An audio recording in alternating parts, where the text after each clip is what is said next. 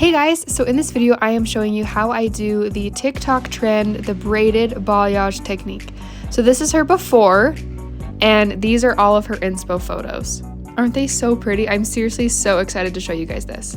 Okay, and before I start any of my color, I do like to go in and trim some of the hair that I know is going to be gone, just so I'm not using extra product and stuff that's not going to be there anyways.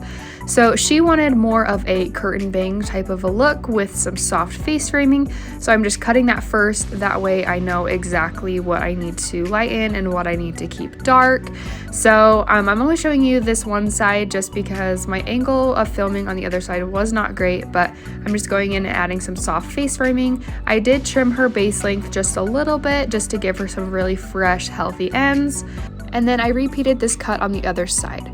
So prior to starting, you want to make sure that you ask your client what ratio of dark to light they want. My client wanted to feel more dark than light, so I'm going to be leaving out more depth in her hair. So I'm going to start off by doing about an inch wide or tall section, and I go in and I just weave through the top, divide it in half and put half on one side, half on the other side. And then I take another about inch section, drop that down, and then I weave off of the top.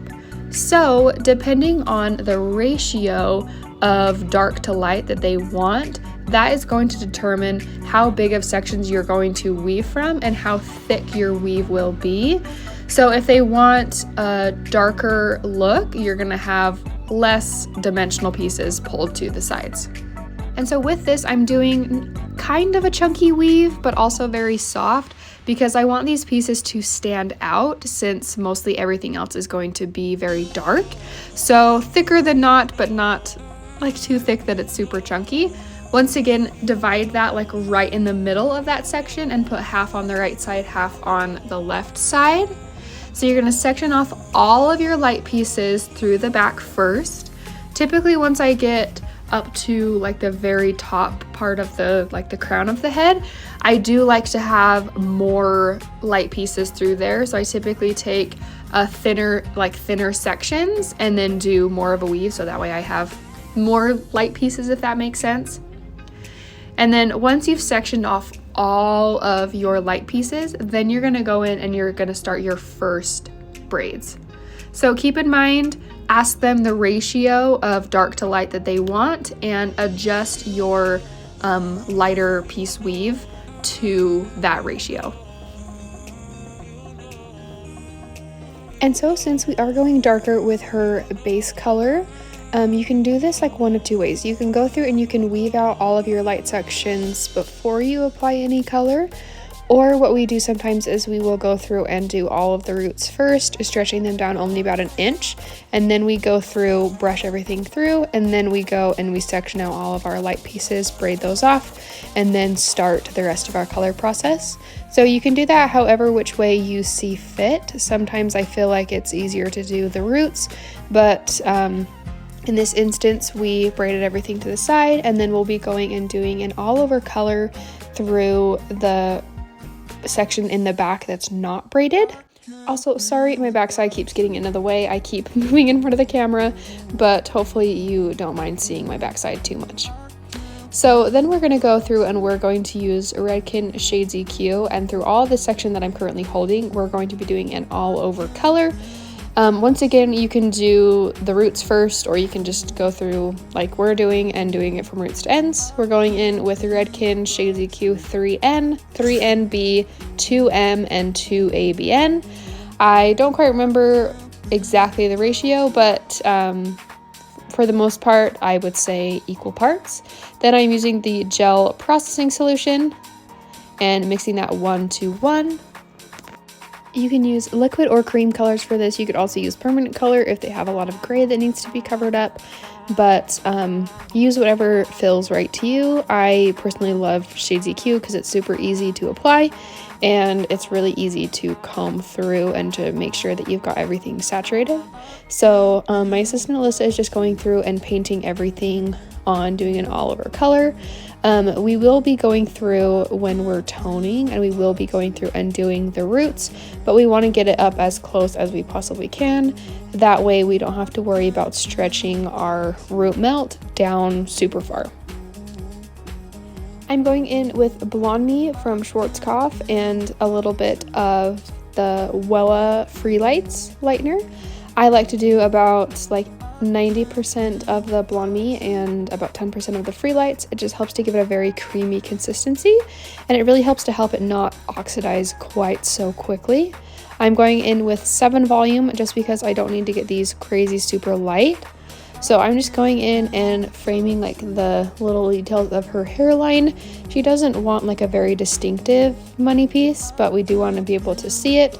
So I'm going in and framing this. I will be going in and smudging like her money piece down because we don't want it all the way up, but I am just doing a few like back-to-back weaves. As I get further into the hairline, I will be doing like actual like little baby light sections and like teased baby light sections. And then once I get up to like her, I guess like the top of her forehead, I will be starting to go like backwards, like back to the back of her head, just to kind of combine sections a little bit easier. So I am using my pre-sectioning comb.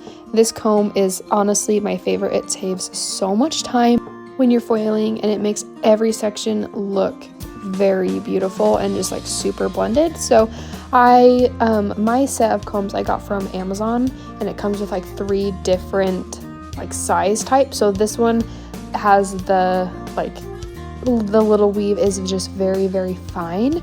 This is honestly the one that I use 99% of the time, just because for the most part everything that I'm doing is meant to look super seamless and soft. I'm not necessarily going in for like very heavy ribbons of blonde. So, but if you are, you could use the bigger ones and they would work so perfectly. But I love this one because it just makes everything look super seamless and soft. So I'm just going in and just doing, honestly, quite a lot of foils right up around the face. But depending on the ratio of like light to dark that they want through the front, to kind of adjust your ratio through here. If they don't want it as dramatic, then you could just do everything with like your micro comb and not do any, just like full slices.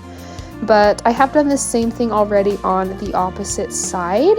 I figured I'd only show one side because my camera is only filming from this angle, so you really couldn't tell what I was doing on the other side.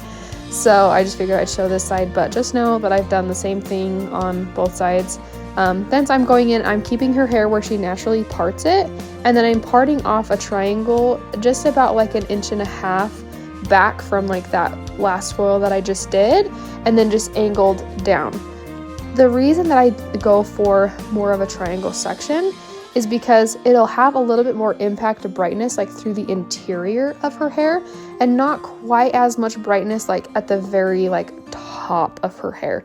So then she'll have a lot of that impact brightness through the bottom and like through like the actual ends of her money piece, but it won't look chunky or stripy like right up at the top.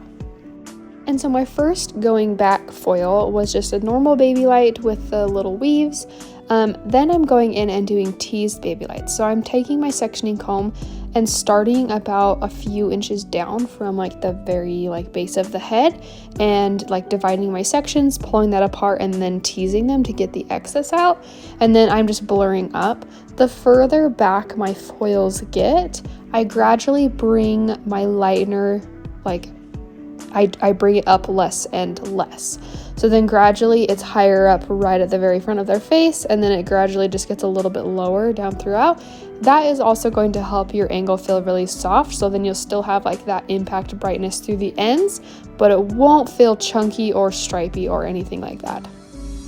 You can use a balayage board for this if you would like to, but sometimes I feel like it's not super necessary. I do like to do it for mainly all other types of the head, and I will be using my balayage board when I'm lightening my sections that I currently have braided. But when I am doing this technique, I really do like to do the money piece sections first before I go in and section off any of the areas I want for my dark pieces. Just because if I go through and like, let's say I painted the roots first, and then I wanted to go in and like do my money piece, it'd be a lot harder, especially because you'd be working through like that color as your lightener is trying to process, and it would just not look quite as good. So I find that it's best to do your money piece first, and then you can weave out the rest of your sections through here. So I'm just going in and I'm going to start sectioning off those pieces. I do want to make sure that when I'm weaving out, I do want to leave a little bit more brightness through the front. So I am intentionally going in and weaving extra like around the face that's going to be lighter, because since we added in the like face framing, if I only kept my money piece as the foils that I like have already put in, they might not have as much brightness like just through the bottom, just because I obviously just like cut some of that off. So I need to keep some of this hair that's longer. I need to have some of that be my lighter money piece, so then it'll look thicker and more intentional. So remember, ask them what ratio of light to dark that they would want and adjust your weave accordingly. I personally feel like this technique is much easier than going in and like trying to do a million foils. For one, I feel like anytime I would ask people what light to dark ratio they want, and then I would try to recreate that with foils, I feel like I was always like not getting things like quite as dark as I would like to. Like everything seemed to be more on like the subtle side, which is fine.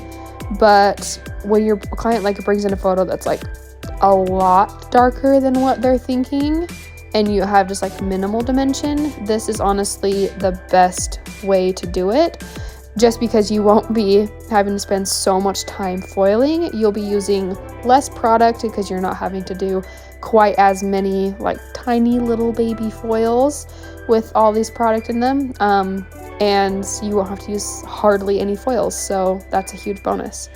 So Alyssa's just going through and doing an all over color through these pieces. We will be going through like the foils in the front, how we had some pieces that were left out.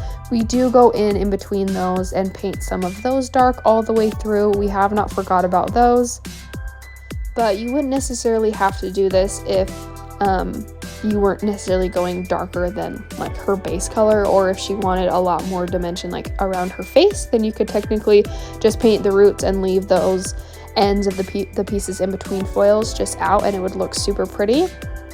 Also, if you are doing this to go back to their natural color, like let's say they had a lot of blonde through like their mids and their ends, and you're just taking it back to their natural, you don't necessarily have to do like all the way from roots to ends. You can just like cover up the like where your line of demarcation or whatever starts, and like paint down through there, and just blur up.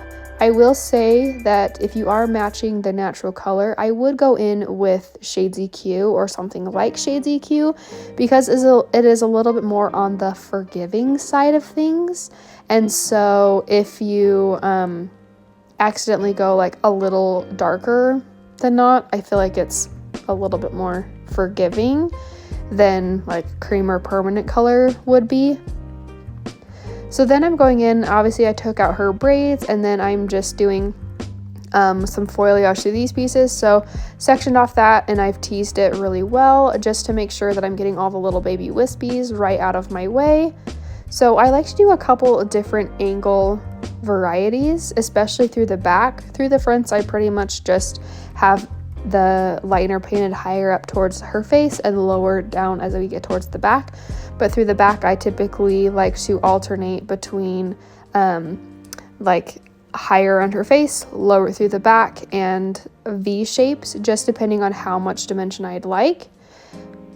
If you want to leave some of their existing color out as some of their pieces that are going to be lighter, you can totally do that. I kind of did this on that piece just because I'm not trying to go crazy super light. I just want to add a little bit more dimension and create some softer lines in there. So when you're painting your lighter foils, you want to make sure that you are over directing it completely over to the side. And then you also want to make sure that you're painting on a very like detailed angle. just to make sure that everything is going to lay super softly. Even though you are like over directing the hair and you have hair from like the middle of the head that's getting over directed, you do want to make sure that your angle is super soft and that you are teasing a lot. That is what is going to give you a very, very soft blend.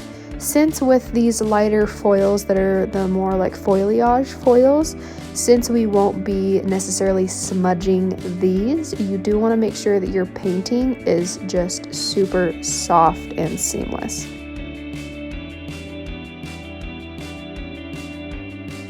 I personally feel like I get the best blend when I do either a deep V angle, or if I do just a heavy slant with the higher up painting around their face and lower through the back.